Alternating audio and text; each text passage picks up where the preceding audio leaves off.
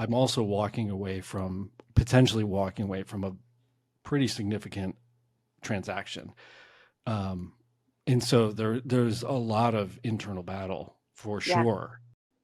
But I also knew this, if I just drew out a line on this path, it was going to get really, really bad. And I think now I've had it. Last year was a really tough year, and I'm turning 50 this year, and I don't care anymore. I just love to work with. Like, I want to pick who I work with, period. And I'm not going to be held hostage to somebody who's like hostile and just decides to blow up on me every time we pick up the phone or text. I'm too old for that. What you're available for and what you're not. It's what actually was on the other side was so much better than me clinging to that $2.5 million listing. And also in that example you gave of like the discomfort of having that conversation, and I coach a lot of people through these types of things, like that discomfort is part of your becoming.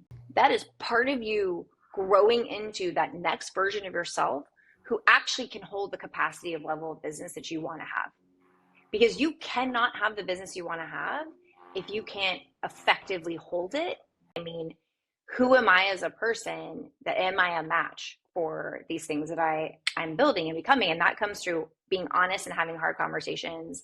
That comes from knowing when you're out of alignment and when you need to listen to your gut, even if it makes no sense to anybody else. But who I became in that process and what that actually ended up making me a match for on the other side was far greater than anything I could have imagined. Wow.